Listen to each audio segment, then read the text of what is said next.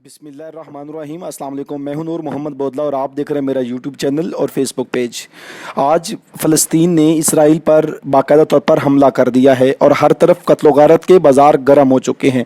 आज इसराइल के सैकड़ों लोग जो हैं वो जहन्नम वासिल हो चुके हैं और उसके साथ साथ फ़लस्तीन के भी सैकड़ों लोग ही वो शहीद हुए हैं। तो ये सब कुछ क्यों हुआ और कैसे हुआ और इसका ज़िम्मेदार कौन है, आज हम आपको इस वीडियो के अंदर बड़ी तफसील से बताएंगे। तो आगे बढ़ने से पहले मेरी गुजारिश है कि हमारे चैनल को सब्सक्राइब कीजिएगा और बेल आइकन पर ज़रूर क्लिक कीजिएगा ताकि हर आने वाली मालूमाती वीडियो आपको मिल सके। तो मैं आपको ले जाना चाहता हूँ 1914 में, जब जंग अज़ीम अव्वल का आगाज़ हुआ। जंग अज़ीम अव्वल के वक्त में फ़लस्तीन सल्तनत उस्मानिया का बाकायदा हिस्सा था, लेकिन उसके बाद जो है फ़लस्तीन पर बरतानिया ने कब्ज़ा कर लिया और न सिर्फ फ़लस्तीन पर कुछ और ममालिक पर भी उसने कब्ज़ा किया और वो अपने आप को बड़ा ताकतवर और हुक्मरान समझता था पूरी दुनिया का। तो उस वक्त के अंदर बरतानिया के वज़ीर ख़ारजा, जिनका नाम लॉर्ड आर्थर बल्फोर था, उन्होंने एक बरतानवी सेहूनी लीडर को ख़त लिखा जिनका नाम मिस्टर वॉल्टर अर्शील्ड था और उसमें उन्होंने कहा कि हम फ़लस्तीन में यहूदी लोगों को आबाद करना चाहते हैं। ये वो वक्त था जब बरतानिया पूरी दुनिया में अपने आप को सबसे बड़ा हुक्मरान समझता था। एक मुफक्कर शख्स से कहते हैं कि बरतानिया में कभी सूरज गरूब ही नहीं होता। उधर तुर्की यूरोप का मर्द बीमार बन चुका था, तो उस वक्त जो है वो सल्तनत बरतानिया का ये हद से बढ़ा हुआ ये ख़त और एतमाद भी उसके अंदर बड़ी तादाद के अंदर झलकता दिखाई देता था और उसे ये यकीन था कि जो वो कह रहे हैं वो मुकम्मल तौर पर इस भी कर सकते हैं। और उस वक्त तक फ़लस्तीन में ईसाई, यहूदी और मुसलमान बड़ी अमन और आश्ती के साथ वो ज़िंदगी बसर कर रहे थे। ये मुक़द्दस सरज़मीन तीनों मज़हब के लिए बेहद अहम थी और ये मैं आपको बताता चलूँ कि खलीफा दोम सैयदना उमर फ़ारूक रज़ी अल्लाह ताला अन्हो ने जब यरूशलेम फ़तह किया तो मुसलमानों का किबला अव्वल यहाँ था, लेकिन फ़तह के वक्त नमाज़ पढ़ने के लिए मुनासिब जगह जब ना मिली तो ईसाइयों ने पेशकश की कि आप हमारे कलीसा में नमाज अदा कर लें।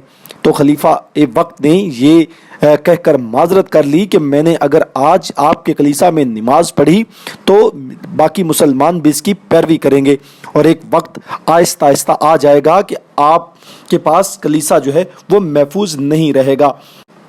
ये खुलफाए राशिदीन की फरासत और रवादारी की मिसाल के तौर पर पेश किया जा सकता है। और 1917 में फ़लस्तीन में यहूदी टोटल आबादी का सिर्फ 7% थे, ईसाई 10.5% थे, जबकि मुसलमान तकरीबन 82% थे।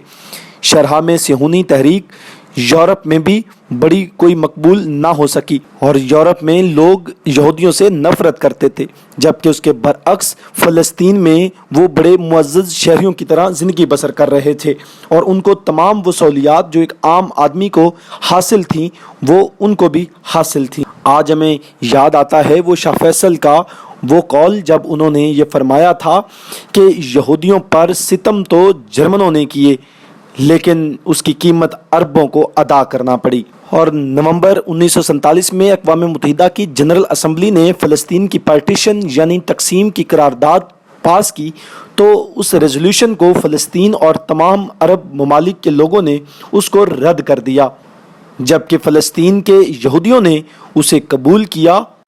और उस वक्त तक फ़लस्तीन में बड़ी तादाद के अंदर यहूदी आबाद हो चुके थे। बरतानवी मैंडेट के दौरान बहुत से नौ वारिद वो यहूदी फ़लस्तीन में आबाद हो चुके थे। 1948 में इसराइल बना तो अरब ममालिक के साथ जंग हुई।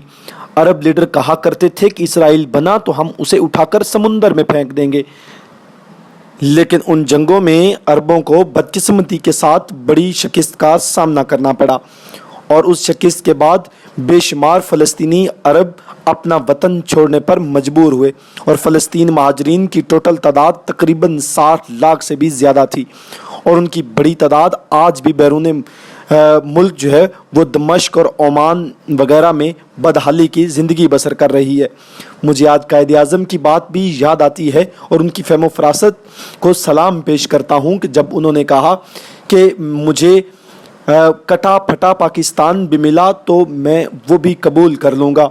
یقین مانیے اگر پاکستان نہ بنتا تو ہماری حالت بھی آج انڈیا کے مسلمانوں جیسی ہوتی. اور پھر 1948 کے اندر اسرائیل نے جب فلسطین کے اوپر حملہ کیا تو یہ حملہ یونائٹڈ نیشن کے ریزولوشن کے بالکل خلاف تھا، لیکن انہوں نے اس کی کوئی پرواہ نہ کی. اس کی وجہ صرف یہ تھی کہ تمام جو کفر تھا، تمام جو غیر مسلم ممالک تھے، وہ سارے کے سارے وہ اسرائیل کے ساتھ کھڑے تھے اور ان کو کوئی روکنے والا نہ تھا، اور تمام کے تمام جو ہیں وہ فلسطین کو برباد اور اس کو ختم کرنے اور اسرائیل کو آباد کرنے پر تلے ہوئے تھے.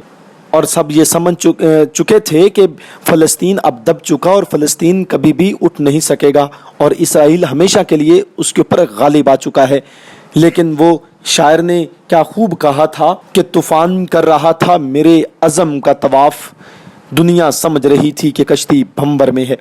کہ فلسطین خاموش اپنے ستم کو سہتے ہوئے اس لاوے کی طرح پک رہا تھا جس نے ایک دن پھٹنا ضرور تھا، لیکن وہ وقت دور نہیں تھا اور وہ وقت آج آ چکا. اور آج بھی ہم دیکھتے ہیں تو پوری دنیا جو ہے اور اس کی بڑی تعداد جو ہے وہ اسرائیل کے ساتھ کھڑی ہے، جس میں برطانیہ، امریکہ، فرانس، جرمنی، انڈیا فلسطین کو کنڈیم کر رہے ہیں اور ان کی یہ حرکت کو ایک غیر قانونی حرکت کا نام دے رہے ہیں، حالانکہ ایسا بالکل بھی نہیں ہے. اور آج فلسطین کے مجاہدوں نے اور حماس کے مجاہدوں نے بہت سے علاقوں کو اپنے قبضے میں لے لیا ہے جو اسرائیل ناجائز قابض ہو چکا تھا جن علاقوں پر.